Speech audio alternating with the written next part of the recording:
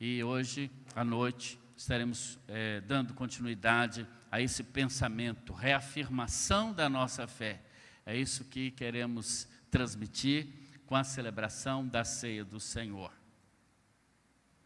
1 Coríntios capítulo 11, nós vamos ler do versículo 23 até o versículo 33. 23 a 33. Quem encontrou, diga amém. Diz assim a palavra de Deus: pois recebi do Senhor o que também vos entreguei. O Senhor Jesus, na noite em que foi traído, tomou o pão. E depois de ter dado graças, o partiu e disse: isto é o meu corpo que é dado por vós. Fazei isto em memória de mim. Do mesmo modo, depois de comer ou cear, tomou o cálice, dizendo: este cálice é a nova aliança no meu sangue. Fazei isso todas as vezes que o beberdes, em memória de mim. Porque todas as vezes que o comerdes deste pão e beberdes deste cálice, anunciais a morte do Senhor até que ele venha. Por essa razão, quem comer do pão ou beber do cálice do Senhor de maneira indigna, será culpado de pecar contra o corpo e o sangue do Senhor. Examine-se, pois, o homem a si mesmo, e assim coma do pão e beba do cálice. Pois quem come e bebe sem ter consciência do corpo do Senhor, come e bebe para a sua própria condenação. Por causa disso, há entre vós muitos fracos e doentes, e muitos que já dormem. Mas se julgássemos a nós mesmos, não seríamos condenados.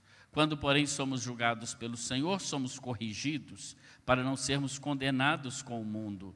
Portanto, meus irmãos, quando vos reunis para comer a ceia, esperai uns pelos outros.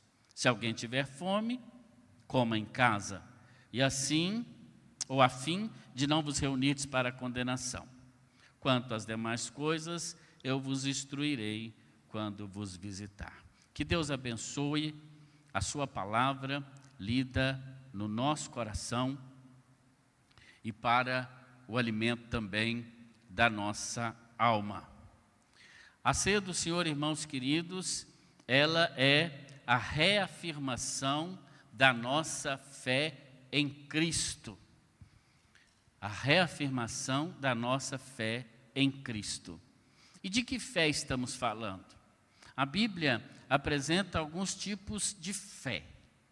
Nós podemos falar daquela fé que nós, seres humanos, temos, que é uma fé inerente à nossa vida. Tudo que nós fazemos pressupõe algum tipo de fé.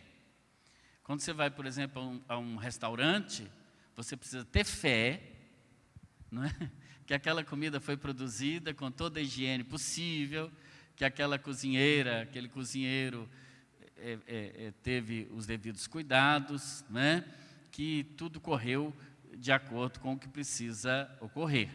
Se você entrar e começar a pensar, quando você toma um ônibus, você precisa ter fé que aquele motorista é um bom motorista, ainda mais se for à noite, né? Para você dormir tranquilo na sua viagem, você tem que ter fé que aquele motorista, ele realmente cumpriu suas horas de sono, de descanso. O mesmo vale para uma viagem de avião, por exemplo. Ou alguma vez você já viajou de avião e perguntou para ver a carteira de motorista do piloto. Deixa eu ver quantas horas de voo você tem, se você está habilitado. Não. Você entra ali crendo que a companhia aérea ela é séria, ou a companhia do ônibus, ou o que for. E se você começar a pensar muito, você nem viaja. Você fala, não saio de casa. Não é assim? Tem essa fé que é uma fé inerente à nossa vida, que nos faz viver, nos faz sair de casa, não é? Que realmente está nos mobilizando. E a Bíblia fala também da fé, que é aquela fé salvífica, a fé salvadora, aquilo que nós podemos chamar da fé em Jesus Cristo, que é colocar nas mãos do Senhor, não é? Toda a nossa confiança. E eu vou falar alguma coisa agora que talvez você nem pensou até agora, principalmente você que está aqui embaixo. Você percebe que hoje os nossos bancos não estão aqui. Não sei se vocês perceberam, mas não estão. Estão ali do lado, não é isso? aqueles bancos fortes de madeira, acolchoados, e nós precisamos então usar essa cadeira. Não é isso? Eu não vou pedir para fazer esse exercício, porque eu sempre estou sentando nessa cadeira assim, meio incrédulo. Você não tinha pensado nisso, mas agora você vai começar já a pensar. Não é isso? Estou vendo gente aprumando o corpo, estava tão relaxado. Não é isso? Porque eu mesmo já caí numa cadeira dessa. Não aqui. E eu estava mais magro do que agora. Mas eu vou pedir para você fazer um exercício aí, pela fé, amém? Vamos ver quem tem fé aqui, hein? Você está sentado, eu vou pedir para você tirar os pés do chão, os dois. Estou olhando todo mundo, hein? Ah, muito bem. Pode descer, irmão, já deu para entender que a cadeira é boa. Então a cadeira é boa, já percebeu isso, né? Mas o que eu quero dizer com isso? De alguma maneira você teve que exercitar a sua fé para fazer esse exercício que eu pedi para você fazer agora. Mas não é apenas a fé que crê que a cadeira existe. Porque muita gente pensa assim, a fé em Deus, por exemplo, é crer que Deus existe. Eu digo, eu creio que Deus existe. Mas vou dizer para você que para crer que Deus existe, nem precisa de uma fé muito grande. Não precisa. Mas, quando você senta numa cadeira como essa, além de crer que ela existe, você também experimentou que a cadeira aguenta, suporta o seu peso. Então, além de confiar, além de ter fé que essa cadeira existe, você então desenvolveu agora confiança na cadeira. Esse é outro tipo de fé, é a fé salvadora. É a fé que nós depositamos em Cristo Jesus como nosso único Senhor e Salvador pessoal. É aquele em quem nós podemos realmente, como diz o salmista no Salmo 37, descansar nele, que ele tudo fará. Mas aqui também nós temos a fé como um conjunto de crença, de doutrina, em que nós realmente, além de experimentarmos o Senhor Jesus na nossa experiência pessoal, a fé que nós temos, e a nossa experiência, ela vai aumentar a nossa fé em Deus, quando nós passamos por uma enfermidade, não é? A Nadine mesmo, cadê a Nadine? Está lá, muito bem. E ela fez uma música tão linda, não sei se vai cantar aquela música hoje, quando ela estava no hospital. Não é isso, Nadine? Como é que chama a música? Exaltado? Mas já tem outra música esse nome? Depois eu vou dar outro nome para essa música. Então, não precisa repetir, não. Pegar o refrão dela e pôr outro nome, mas não. Você vai ter que lançar um CD com esse, e já tem até um CD, eu acho, com esse nome também. Mas, enfim, ela escreveu uma música a partir da experiência dela de fé, que foi uma fé experimentada, não a fé simples teológica ou a fé racional. Mas existe também essa fé que nós defendemos e que nós precisamos defender e que nesse tempo se apresenta para nós a necessidade de sermos aquilo que nós podemos chamar dos apologetas ou apologistas da fé, aqueles que vão defender a fé em Cristo Jesus, porque no mundo que nós temos vivido, no tempo que nós temos vivido, não há mais absolutos. Temos vivido o tempo do relativo, o tempo em qualquer coisa que você disser, em qualquer área do conhecimento, as pessoas vão dizer assim para você, isso é relativo. Você já ouviu isso? Ah, depende. Você fala assim uma coisa sobre educação de filhos, olha, educação de filhos, não é bem assim não. Então vivemos um tempo em que tudo é colocado em dúvida, em que tudo realmente é colocado em segundo plano e também há uma dúvida sobre ela. Mas nós precisamos, estamos no tempo em que realmente precisamos reafirmar a fé. E quando participamos, como vamos participar daqui a pouco, da ceia do Senhor, nós estamos então, no nome do Senhor Jesus, reafirmando a nossa fé. Reafirmando a nossa fé, que é uma fé que, em primeiro lugar, olha para o passado. É uma fé que olha para o passado para nos lembrarmos do que Cristo fez por nós na cruz do Calvário. O apóstolo Paulo, nesse texto que lemos, do versículo 26, repetindo as palavras do Senhor Jesus no Evangelho, ele diz então, verso 25, fazei isso todas as vezes que o beberdes em memória de mim. Em memória de mim. A ceia é, nesse caso, então, um memorial. Não há nos elementos da ceia algum poder salvífico, transformador em si. Não é? A ceia do Senhor, ela é uma lembrança daquilo que o Senhor Jesus fez por nós na cruz do Calvário. A nossa fé se baseia na cruz de Cristo. E sem a cruz de Cristo, a nossa fé é vã. O que seria do cristianismo sem a morte do Senhor Jesus na cruz? Em Isaías 53:6, Isaías, que viveu mais de 400 anos antes do Calvário, antes de Jesus ser levado para a cruz, no capítulo 53, é como se Isaías estivesse vendo num telão como esse. Parecia que ele estava vendo num grande telão como esse a cruz, Jesus sendo crucificado, porque ele exatamente usa essas palavras em Isaías 53:6. Todos nós andávamos desgarrados como ovelhas, cada um se desviava pelo seu próprio caminho, mas o Senhor fez cair sobre ele a iniquidade de todos nós. Ele foi levado como ovelha muda diante dos seus acusadores. Que palavra tremenda do profeta Isaías, vislumbrando no passado o que iria acontecer. Toda a palavra de Deus, todos os escritos da Bíblia Sagrada, tanto no Antigo quanto no Novo Testamento, apontam para a cruz de Cristo Jesus. Tudo aponta para lá. Por isso, o Antigo Testamento, ele não deve ser tomado no seu sentido literal, como alguns pensam, mas simplesmente como sombras, como um apontamento, como uma placa, como figuras daquilo que mais tarde iria acontecer. O apóstolo Pedro, escrevendo na sua primeira carta, no capítulo 2, 24, falando também sobre o evento Cristo, ele diz: carregando ele mesmo em seu corpo, sobre o madeiro, os nossos pecados, para que nós, mortos para os pecados, vivamos para a justiça, por suas chagas fostes sarados, diz o apóstolo Pedro, citando também o profeta Isaías. O sacrifício de Cristo na cruz é que nos leva não apenas a confiar naquele homem pregado na cruz, como em algumas repartições públicas, em alguns comércios e até em algumas casas existem essa figura.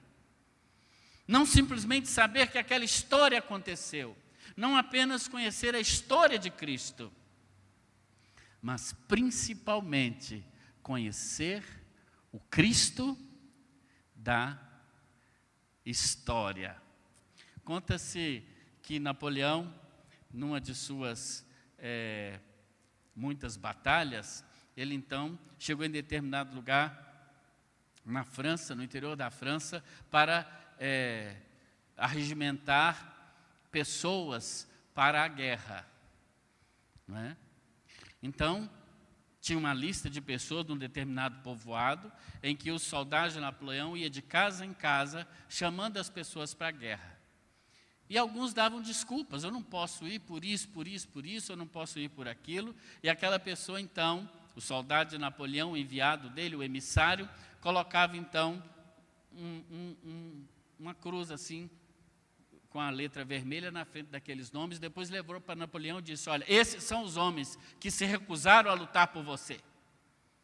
E Napoleão olhou aquela lista e disse: você não devia ter feito isso. O quê? Ele diz: você pôs uma cruz vermelha na frente do nome de todos eles. E a cruz vermelha significa perdão. Então não tem outra alternativa senão perdoá-los. É na cruz de Cristo que nós temos perdão para os nossos pecados. Isso nós precisamos reafirmar cada dia. Reafirmar cada dia, porque parece que a cruz em nossos dias, como eu disse hoje pela manhã, está de alguma maneira esvaziada da nossa fé.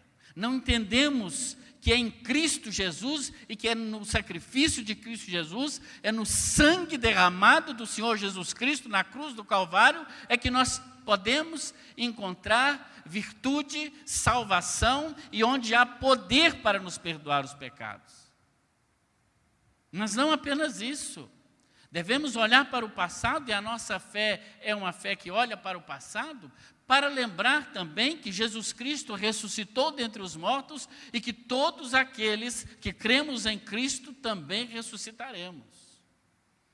A esses mesmos coríntios a quem o apóstolo Paulo está escrevendo no capítulo 11, que lemos, ele escreve no capítulo 15, o interessante capítulo 15, quando Jesus vai falar sobre a ressurreição.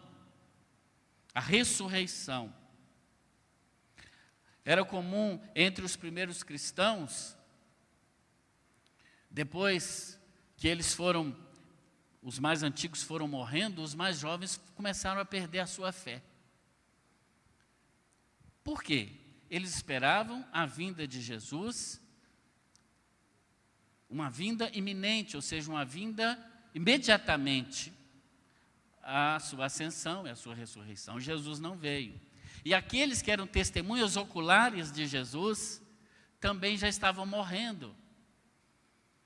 E por isso, em Corinto, um grande centro urbano daquela época, ainda hoje,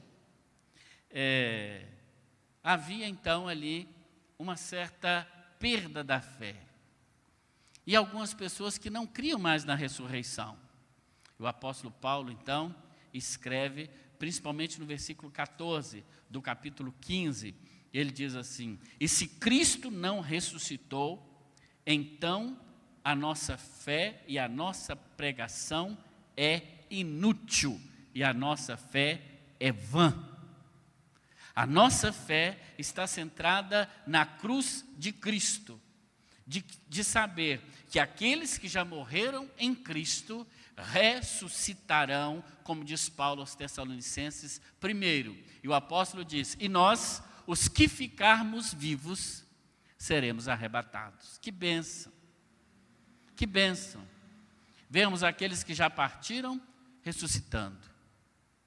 Sabermos que realmente o Senhor, Ele realmente nos salva. Nos salva não só nesse tempo, mas na eternidade. A fé que olha para o passado é também uma fé que lembra o que Cristo fez em nós.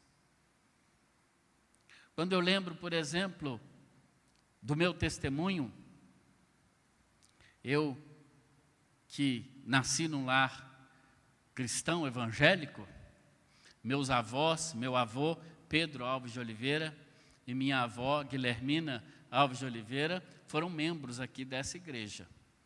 Hoje mesmo o pastor Alessandro me entregou um calhamaço de papel, porque eu comecei a escrever a história da igreja. Inclusive, quem tiver documento, papel, foto, pode me mandar, que eu vou precisar disso.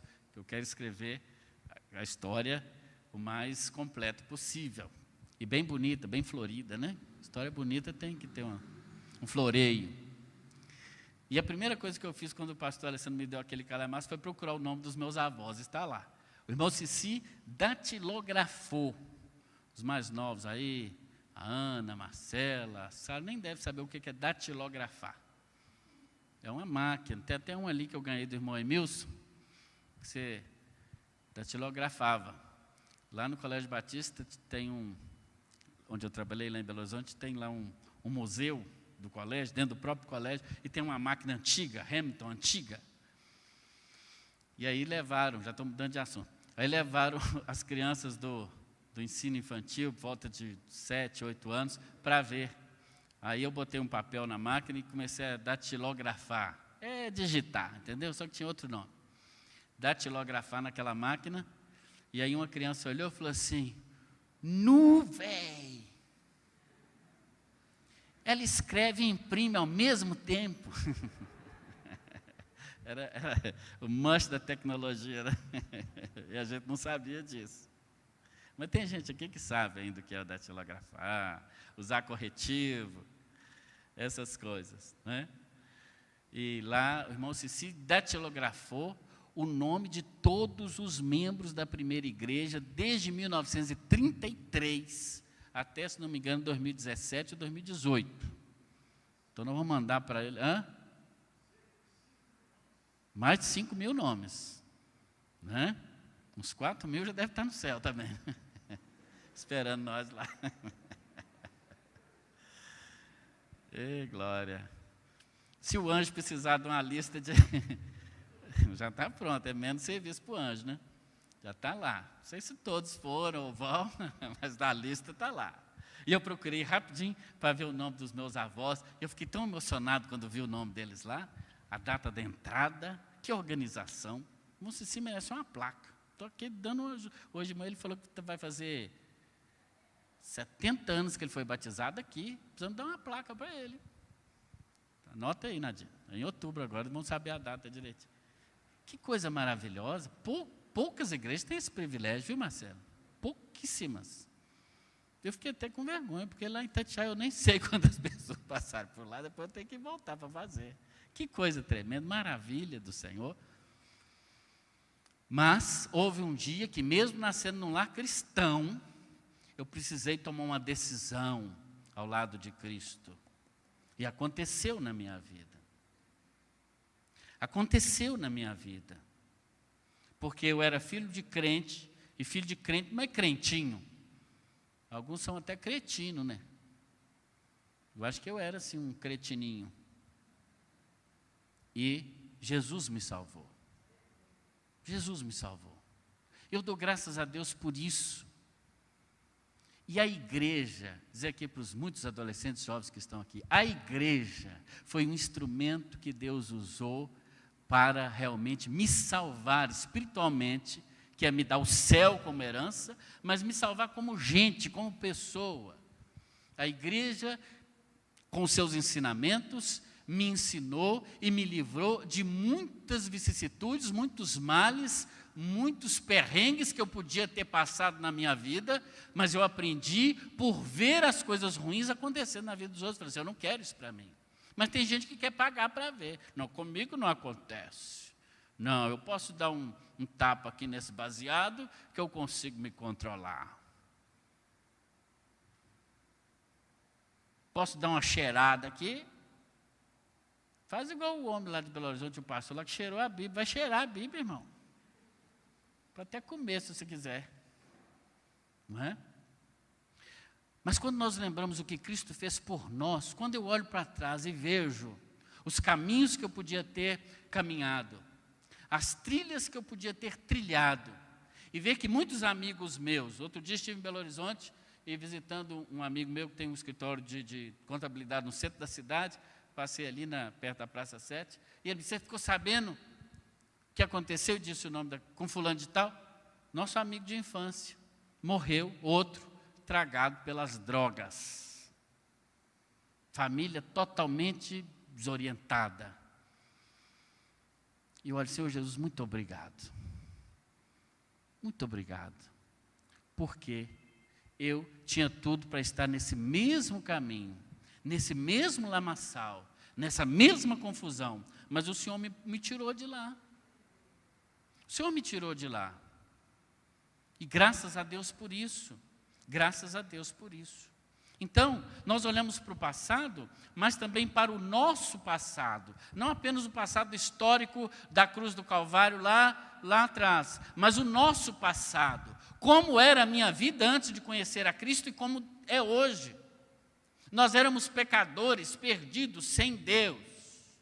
Mas como diz aquela linda canção, Ele estendeu sua mão para mim. Ele estende a sua mão. Nós não podemos esquecer da maldição do pecado. Nós não podemos deixar a palavra pecado e nem o pecado cair no esquecimento simplesmente, como se fosse coisa ultrapassada. Mas precisamos centrar o nosso olhar na palavra de Deus. Paulo aos Romanos, capítulo 5, 8, quando ele diz, Deus prova o seu amor para conosco. Ele prova. E qual é a prova do amor de Deus para conosco? Segundo o apóstolo Paulo aos Romanos 5, 8. Ele mesmo responde, que Cristo morreu por nós, sendo nós ainda pecadores. Não éramos justos, não merecia ninguém morrer por nós. Mas ele, a si mesmo, se entregou. Isso se chama amor. Por isso, quando nós nos lembramos do preço que foi pago por Jesus, não tem como voltarmos ao pecado, como o próprio apóstolo Pedro, agora na segunda carta, falando daqueles que voltam atrás na fé, que param de seguir, que de alguma maneira vacilam na fé. Um exemplo um tanto quanto nojento, mas o pecado é nojento. Ele diz que a pessoa que mesmo sendo salva, liberta do seu pecado e volta a fazê-lo, diz o apóstolo Pedro, é como o cão que volta ao seu próprio vômito. Nojento isso, né? Quem tem um pet aí sabe. Essa semana eu dei iogurte para o meu pet. Nós temos um petinho lá, né? A Mel. Nós estamos querendo ver se nós viramos avô, mas nos levamos para namorar, mas eu acho que não deu nada, não. Vamos ver, vamos esperar para ver. E o pet arrumou uma lambança lá por causa do iogurte que eu dei. Vomita. E depois vai lá e come o próprio vômito. Você achou nojento? Pois é isso que aquele que uma vez salvo, liberto, que volta a pecar, está fazendo. Outra metáfora que o apóstolo Pedro usa, no mesmo texto, 2 Pedro 2, 20 e 22, como a porca lavada que volta a se revolver no lamaçal. Como se tivesse lavado ela bem lavada, passado um desodorante, um talco, amarrado um lacinho, solta ela para você ver o que ela vai fazer. Vai para a natureza daquilo que ela fazia antes. Mas quando nós nos lembramos do preço que Jesus pagou por nós, quando nós nos lembramos que foi com o sangue dele que ele nos purificou, não tem como voltar atrás. Amém ou não, irmãos? Estava assistindo um pequeno vídeo do pastor Washington, que inclusive foi membro aqui da nossa igreja, né? Se não me engano, hoje pastor da Igreja Batista Carioca, na linda cidade do Rio de Janeiro. Esse vídeo ele posta, eu sigo, né? Nas redes sociais, e ele dizia sobre o pós-pandemia, né? Algumas pessoas estão preocupadas das pessoas não estarem voltando, né? Em nome de Jesus aqui, graças a Deus, não estamos tendo esse problema, pelo contrário. Várias pessoas me procuraram agora da tarde, pastor, eu tentei fazer a inscrição, mas já fechou. Eu falei, já fechou. Né? Graças a Deus por isso. Porque não podemos ter mais gente do que temos aqui hoje, por exemplo. Mas parece que algumas igrejas estão enfrentando esse problema. O povo está com medo de voltar. E se está com medo, é bom não voltar mesmo. Como diz lá a rede de televisão, fica em casa. Né? E deixa o arroz subir de preço. Alguém tem que trabalhar para você comprar arroz de quase R$30 a sacola.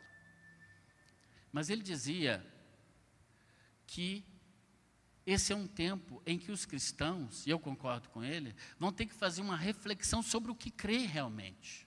Sobre o que crê. Se vale de fato mesmo a pena crer. É uma questão que coloca em xeque a nossa fé e tudo que já aconteceu. Em que nós cremos, afinal? É simplesmente na comunhão, no relacionamento, e isso é importante, mas não é nisso que se resume a fé cristã. Em que nós cremos? No conforto de boa música, de boas pregações, de pastores cada vez mais preparados, sabe tudo, responde toda a questão, e se não souber a gente inventa, né? Que tem uns pastores por aí, porque que não sabe, e o que não está revelado na palavra de Deus, ele inventa um jeito de responder. Mas tem que satisfazer a comichão que há no ouvido das pessoas. Não.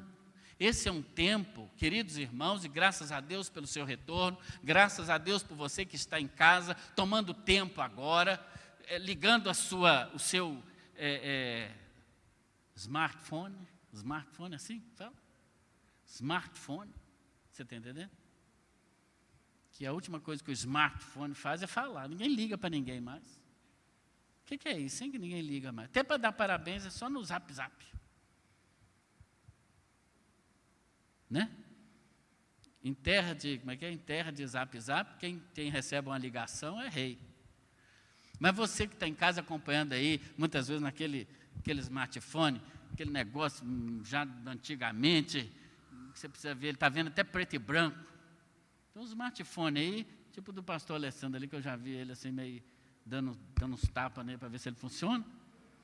Igual aquela televisão antiga, tem que comprar aquela tela colorida para pôr nele. Mas está ali firme.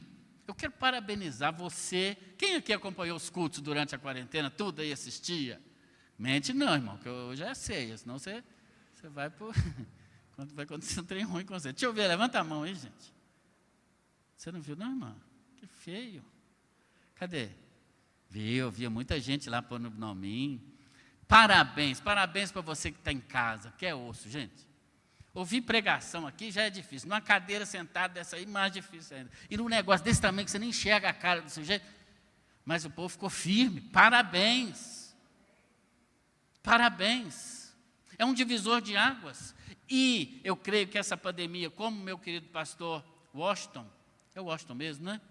Washington, ele disse, e eu concordo com ele, vai colocar em xeque a nossa fé, a sua fé. O que você crê a respeito de Cristo e em que Cristo você crê de verdade.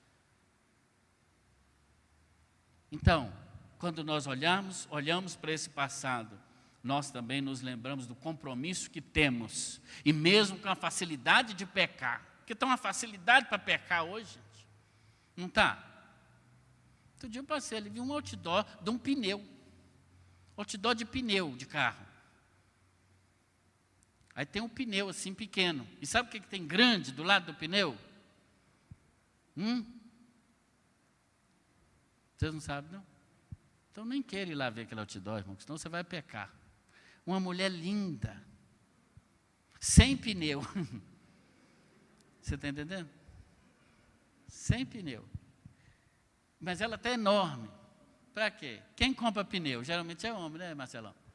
Ele já vê aquela mulher e fala, que é uma mulher. Aí vê o pneu, não sei o que lá, pneu melhor que está tendo, não sei o quê. Está fácil demais para pecar, gente. Até propaganda de pneu eles estão fazendo gente pecar, por causa do pneu.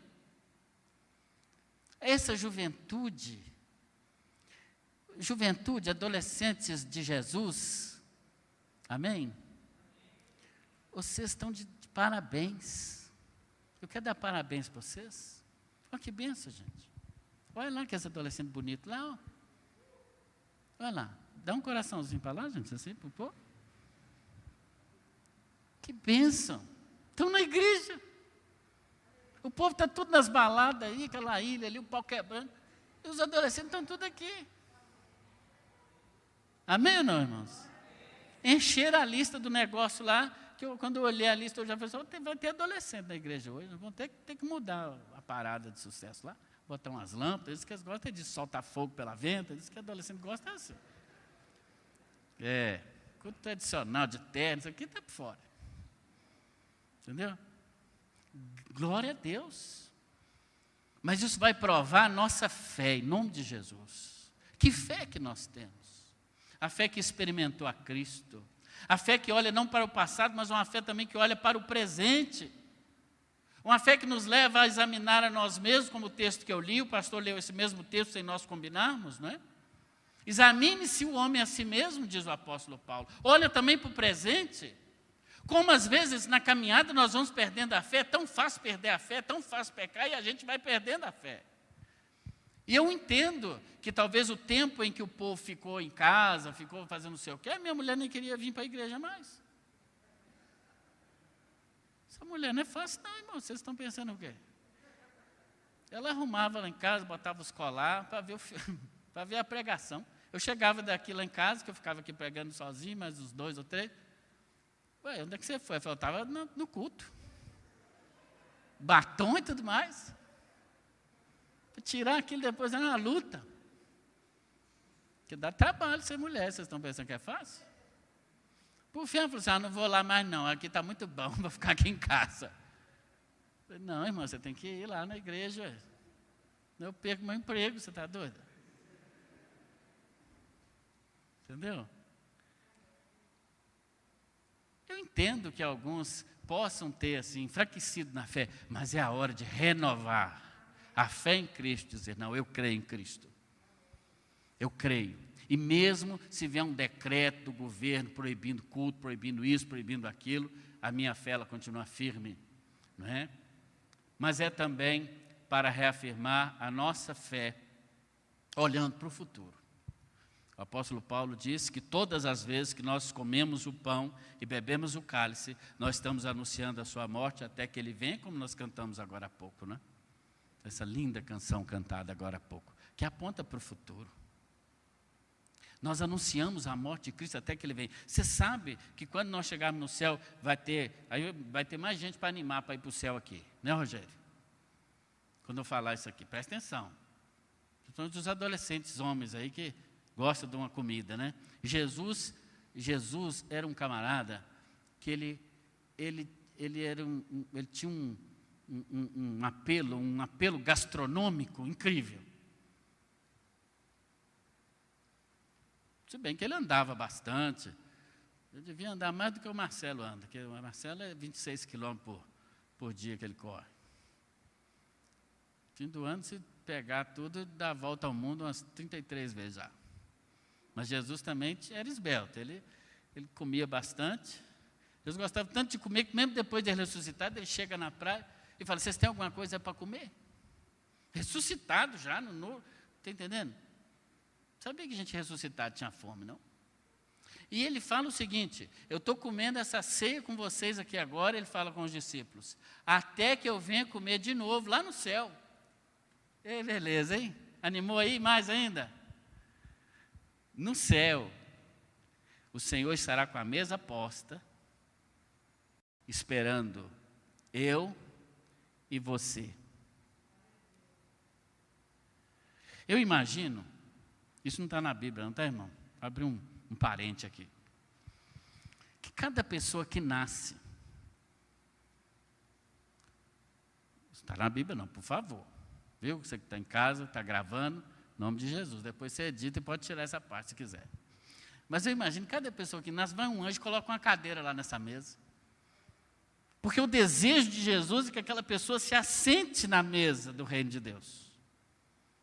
Se é assim, tem uma cadeirinha lá para todo mundo. Uma cadeirinha. Mas,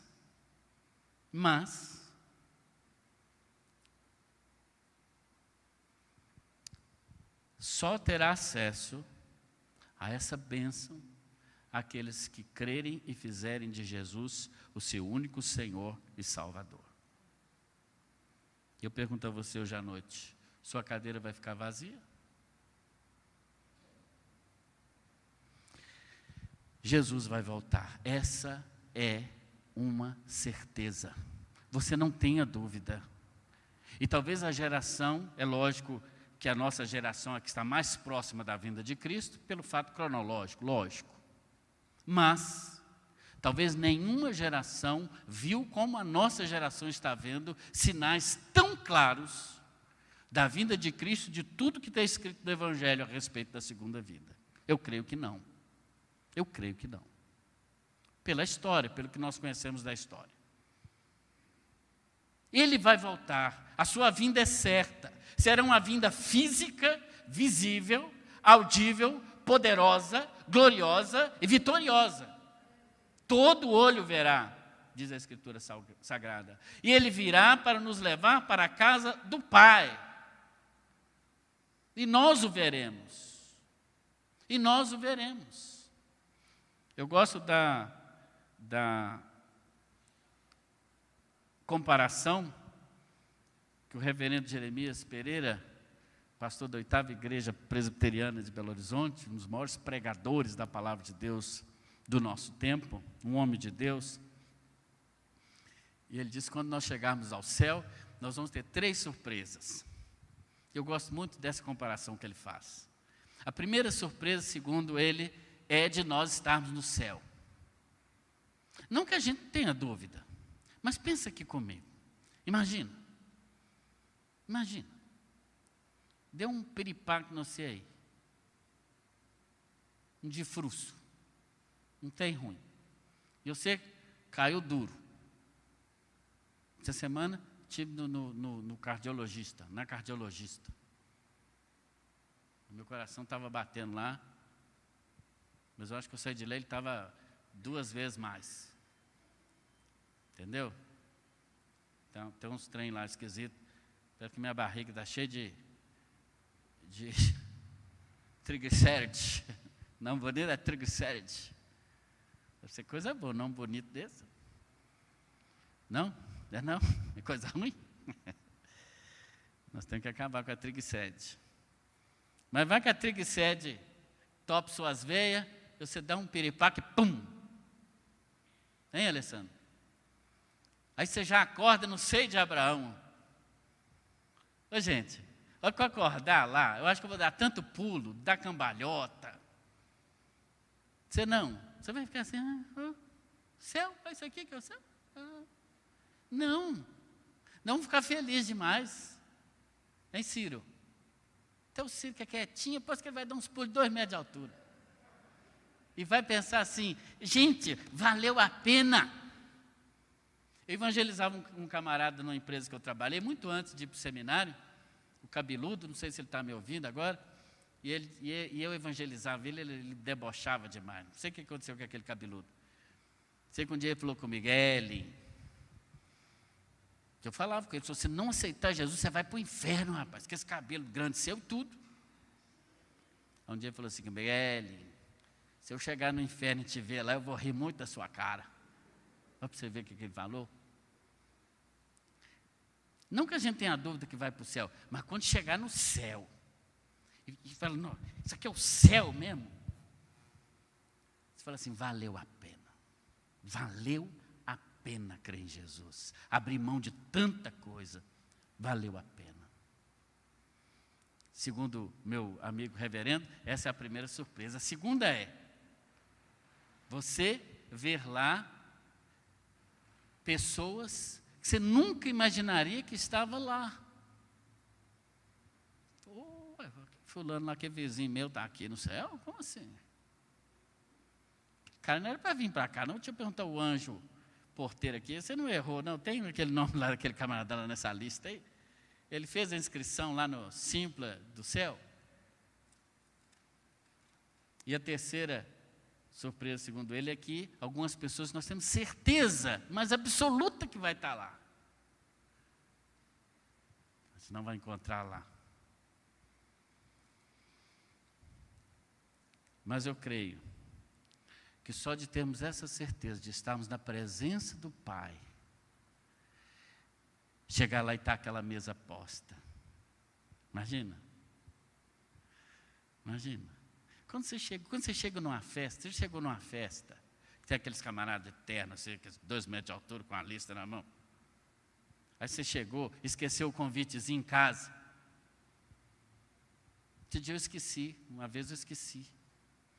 Mas o seu nome, eu falei, mas eu sou o pastor que vou pregar no negócio aí, rapaz. Eu falei, não, o senhor tem que pegar o convite. Tive que voltar em casa e pegar o convite. Convitinho desse tamanhozinho. Imagina você chegando no céu, aí o anjo, porteiro já está lá com o seu nome. Fala, está aqui, Elcio Siqueira Vilaça. Pode entrar. Deixa eu ver se tem André aqui.